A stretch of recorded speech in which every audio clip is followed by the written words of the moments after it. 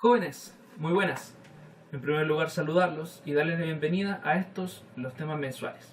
El primer tema que nosotros vamos a tocar es la Biblia, su origen y su composición. ¿Ya?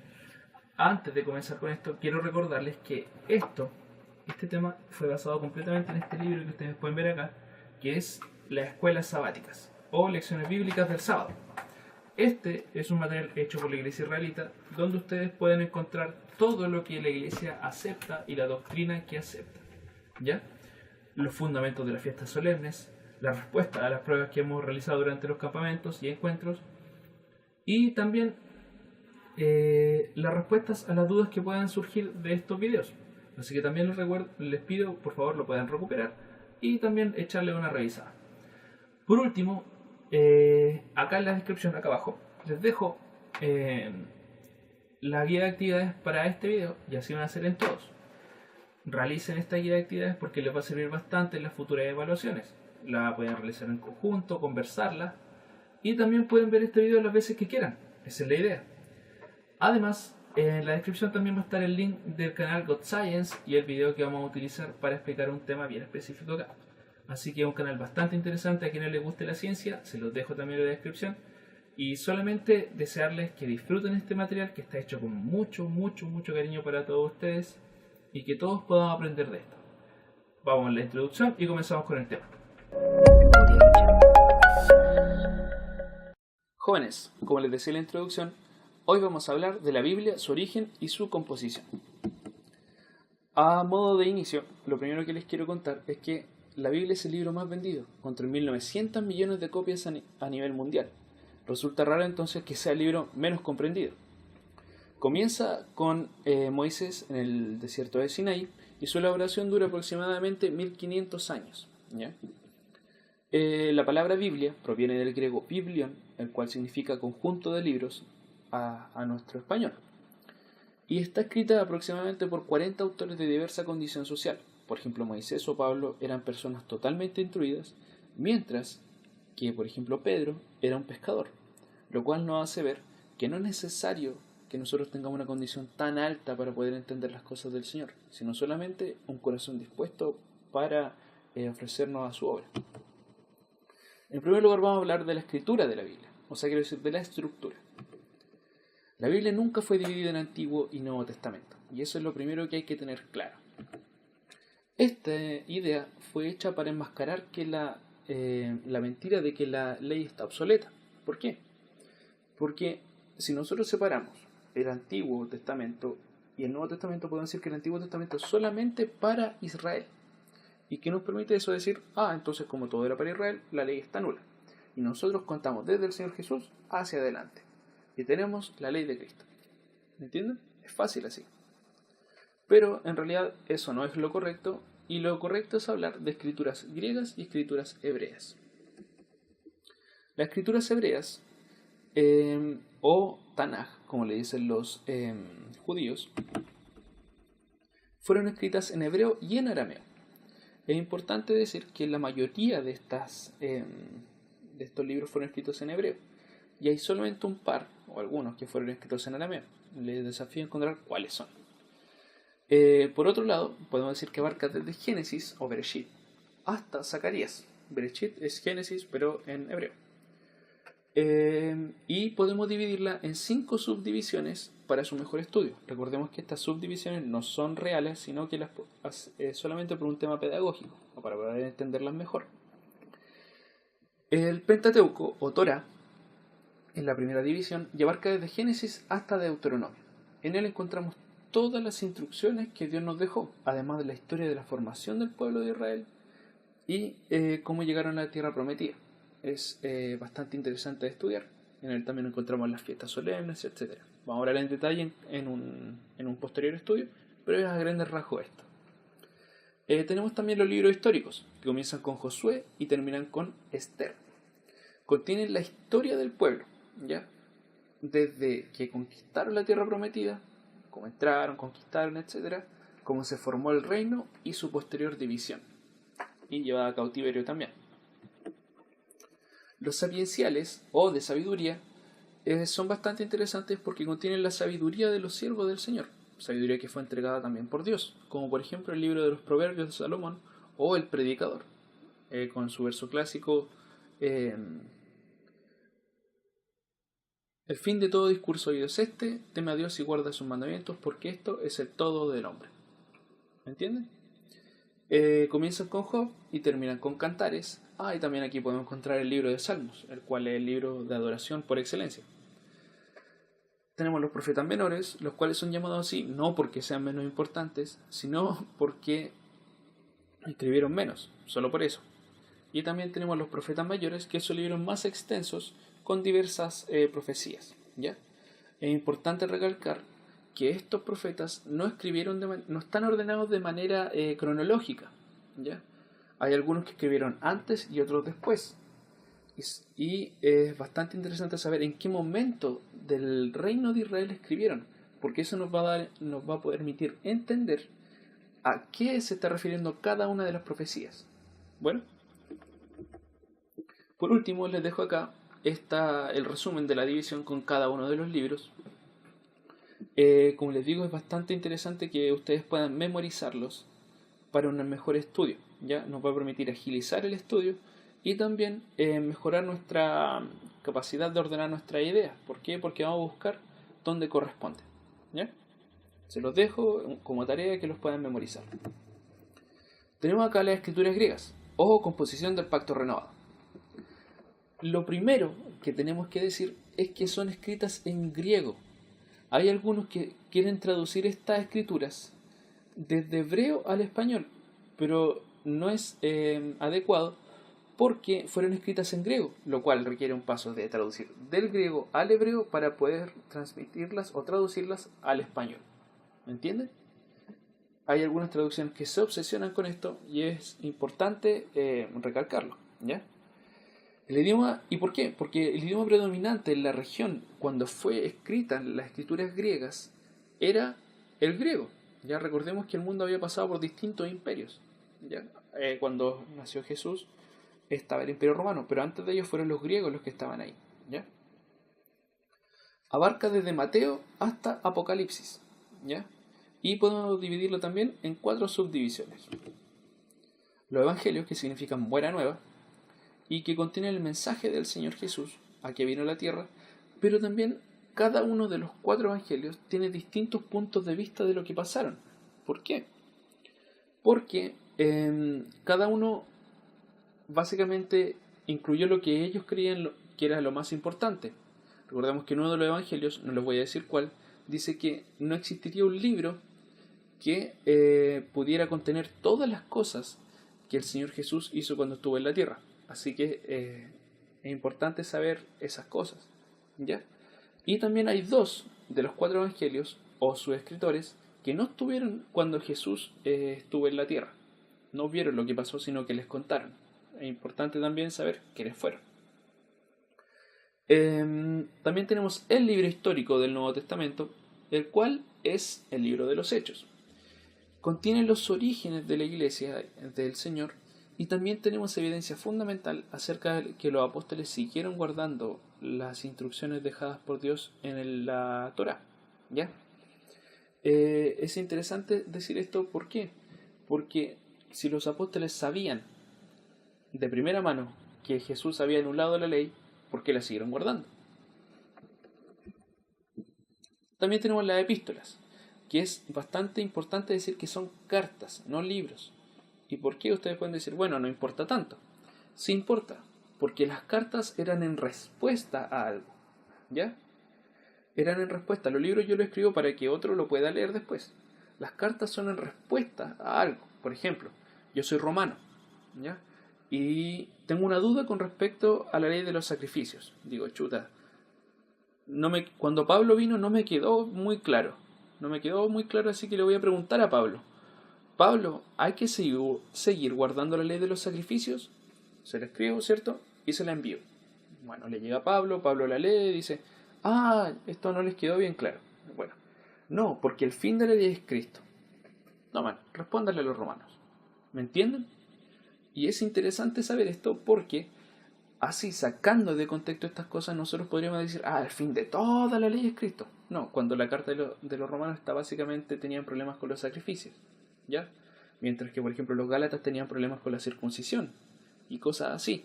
Son respuestas a temas específicos, ¿ya? Esto lo vamos a ir viendo en más detalle en los estudios posteriores, pero mientras tanto me interesa que tengan esa idea. Por otro lado tenemos el libro profético también de las escrituras griegas, que es Apocalipsis, que fue escrito por Juan el teólogo en la isla de Patmos, y contiene las profecías que ya están cumplidas, algunas que están por cumplirse y otras que son complementarias a las escritas en la Tanaj, ¿ya? Un libro bastante interesante de estudiar y ver también qué realmente pasó y qué todavía no pasa. Por último, hago el resumen acá de todos los libros que componen las escrituras griegas y recalco acá que son solamente 6 libros y 21 cartas, ¿ya? Y también les dejo acá un cuadrito donde ustedes pueden ver los libros, el autor de cada uno de ellos, incluyendo las cartas obviamente, y en qué año fueron escritas y por último, en dónde fueron escritas. Los años son aproximados, ¿cierto? Y nos va a también servir para tener una idea. Es interesante, lo primero que podemos ver acá es que el Evangelio de Mateo, que fue el primer libro escrito de las escrituras griegas, fue escrito en el 41 después de Cristo. Por lo tanto, significa que Jesús murió a los 33 años. ¿Ya? Significa entonces que si nosotros creemos que se predicaba con el Nuevo Testamento o con las escrituras griegas, que eso es lo único que está vigente, significa que la gente estuvo por lo menos 7 años sin recibir palabra alguna, ¿ya? Porque no había nada escrito. Recordemos que se empezó a escribir el año 41. Jesús murió a los 33 años. No se predicaba con nada. ¿O sí? Porque lo que estaba escrito, todos ellos lo sabían. Entonces, ¿qué se predicaba? Se predicaba con la Tanaj, aún después de la muerte del Señor Jesús. Y por último, les recalco que es ideal también memorizar el orden de estas cartas y estos libros, porque nos va a permitir también tener una respuesta más rápida y también mejorar nuestra comprensión de las distintas temáticas que se tocan en las escrituras griegas, ¿ya? El canon bíblico. ¿Cómo se formó? El canon bíblico, según la tradición judaica, fue Esdras quien organizó la Tanaj, o las escrituras griegas, quiero decir hebreas, discúlpenme. Y contiene los mismos libros que nosotros usamos hoy. Ellos lo dividen de manera distinta. Por ejemplo, Tanaj viene del acrónimo TNJ,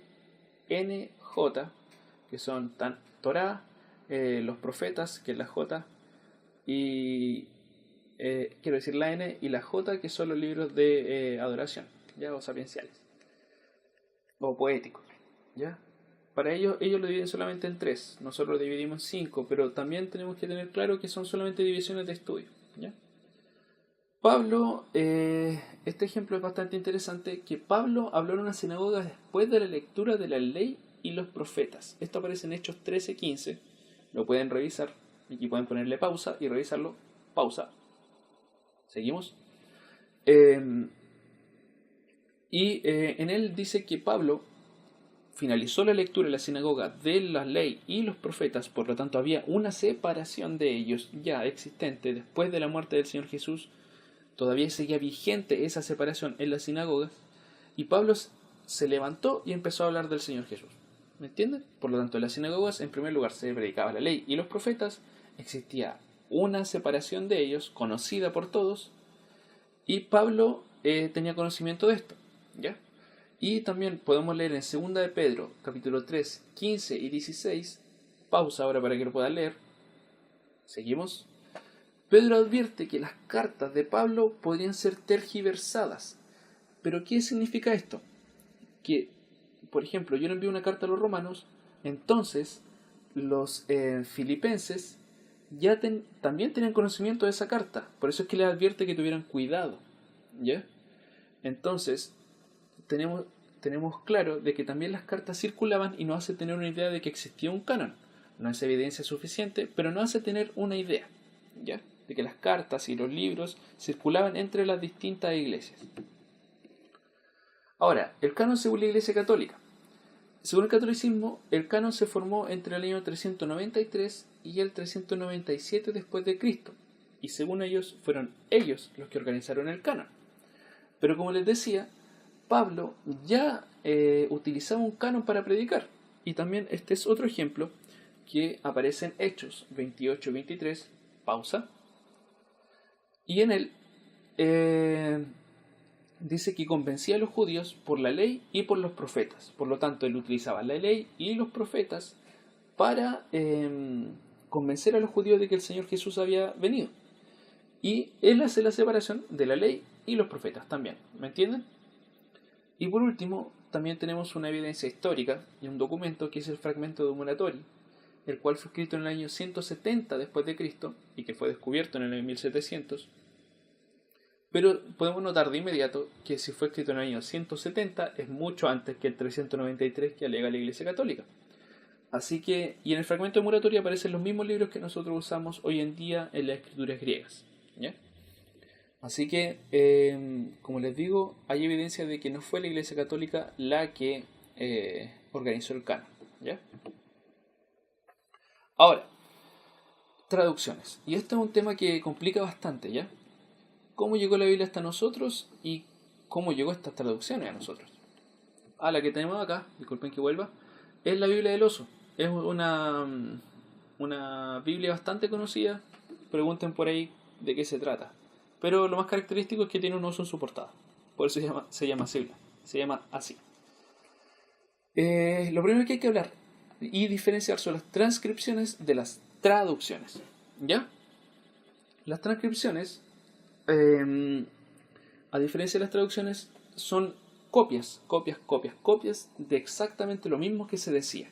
¿Ya? Lo mismo que está escrito. Y en un principio fueron los levitas los cuales se encargaban de mantener estos rollos, porque recordemos que fueron escritos en papiro, y el papiro es un material muy frágil, lo cual a través del tiempo se va rompiendo o desgastando, y recordemos que se leía la ley todos los sábados. Por lo tanto, los levitas se encargaban de ir transcribiendo cada uno de estos libros, o de estos rollos, ¿ya? Luego fueron los escribas, o soferim, los cuales copiaban al pie de la letra todo lo que estaba escrito, de cada uno. Ese era su trabajo, ¿ya? Y después le siguieron los masoretas entre el siglo V y el siglo X después de Cristo, ¿ya? ¿Cuál es la gracia de esto? O el objetivo es que son libros, o sea, quiere decir textos completamente fieles al original, ¿ya? Y es por eso una de las razones de que la Biblia nunca va a perder su objetivo o su idea central. ¿Por qué? Porque por más de traducciones, etc., siempre vamos a poder encontrar los textos originales y los cuales son fieles a lo que fue escrito en un principio, ¿ya? Bueno, pasamos entonces a las traducciones. Comienzan a traducirse del griego al griego, quiero decir, ya al latín. Las escrituras hebreas comienzan a traducirse al griego y posteriormente al latín, ¿ya? Y existen el sesgo de la creencia del traductor. Por ejemplo, si yo creo que no hay que guardar el sábado, podría poner incluso domingo, porque Shabbat significa día de reposo, ¿ya? Entonces, puedo decir, claro, a mí me enseñaron que el domingo es el día de reposo. Acordarte, haz del domingo para santificarlo. Es un ejemplo burdo, pero básicamente funciona así, ¿ya? También están sujetos al error de idioma, y esto es bastante interesante porque yo no soy experto en lenguas, ¿ya? Pero las lenguas semíticas no tienen el mismo origen que las lenguas románticas como el español, ¿ya? Por lo tanto, traducir de un idioma a otro es bastante complejo. Por ejemplo, el hebreo originalmente ni siquiera tenía vocales. Entonces, tenemos los problemas de que es difícil pasar de un idioma a otro, y sobre todo en esos tiempos. Ahora, año 2019, es más fácil traducir de una cosa a otra, pero hay que ubicarnos en el tiempo en que fueron escritas, ¿ya? Y en caso de que tengamos alguna duda, también siempre podemos usar las transcripciones, ya para volver a los textos originales. Siempre lo vamos a tener disponible. Tenemos acá un ejemplo bastante claro, el cual dice: y contaréis desde el día siguiente al día de reposo, desde el día en que ofreciste la gavilla de la ofrenda mecida, 7 semanas cumplidas serán. Hasta el día siguiente del séptimo día de reposo contaréis 50 días. Entonces ofreceréis el nuevo grano a Jehová. Esta es la Biblia Reina Valera 1960. No quiero entrar en traducciones de quién fue Castillo de Reina, ni Cipriano de Valera, etcétera, o cómo llegó eso acá. Pero lo interesante acá es que nosotros podríamos pensar en que hay que contar desde el día sábado semanal, ¿ya? Y hasta el día después del sábado semanal, ¿ya? De hecho dice acá, hasta el día siguiente del séptimo día de reposo. Y esto nos haría pensar de que hay que contar de una manera errada para Pentecostés, ¿ya? Pero si nosotros vamos a la Torá o a los originales, podemos leer claramente que el 15 dice: y habréis de contar vosotros desde el día siguiente de la festividad, desde el día en que hayáis traído el homer para mecerlo, 7 semanas completas habrán de haber. Por lo tanto, veamos lo siguiente. El 15 acá dice: contaré del día siguiente de reposo, o podríamos pensar que es el sábado semanal. Pero acá dice desde el día siguiente de la festividad, o estamos hablando claramente del Pesaj o la Pascua, ¿ya? Quiero decir, desde el primer día de los panes y levaduras, discúlpenme. Hasta el día siguiente de la séptima semana habréis de contar 50 días. Hasta el día siguiente de la séptima semana. Acá dice hasta el día siguiente del séptimo día de reposo. ¿Se dan cuenta? Bastante diferencia, bastante diferencia. Y ofreceréis una ofrenda nueva ante Adonai. Bastante diferencia, los cuales podrían hacernos pensar de una manera errada, ¿ya? Así que les recomiendo siempre que tengamos alguna duda, vayamos siempre a los textos originales, ¿ya? Libros apócrifos. Esta es una pregunta bastante común, ¿ya? Entre nosotros. Yo también me he preguntado por qué los libros apócrifos no están, por qué este libro está, por qué fueron escogidos así el canon, porque es bastante fácil hacer coincidir, porque siempre se ha dicho que la Biblia no se contradice, ¿cierto? Pero es bastante fácil hacer coincidir los libros si yo escojo solamente los que me convienen, ¿cierto? Es bastante fácil. Pero acá yo les propongo no escucharme a mí, sino al Dr. Craig Evans, ¿ya? El Dr. Craig Evans es un investigador, ¿ya? Y se considera la persona con más conocimiento sobre las escrituras griegas en el mundo. Tiene más de 500 publicaciones y es una persona que tiene mucho conocimiento acerca de esto. Así que no voy a ser yo que le responda, sino que va a ser él. By the way, I have read all of the books left out of the Bible, okay? And I didn't grow a second head or a third eye. I have read all that stuff, the apocryphal stuff and all the rest of it. And so when I have a student come to me, I've had that question asked many times. Professor Evans, why didn't they include these apocryphal Gospels, Gospel of Thomas, Gospel of Peter, Gospel of Philip, the Gnostic Gospels, and so on?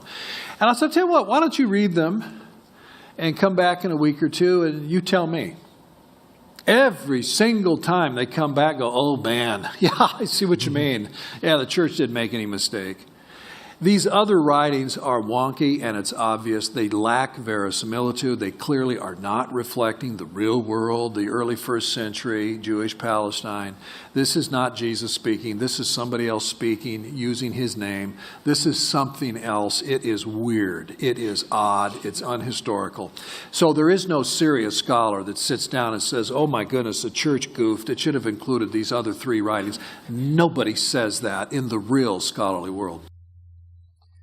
Bueno, básicamente queda claro que es porque carecen de fundamentos históricos para ser incluidos, ¿ya?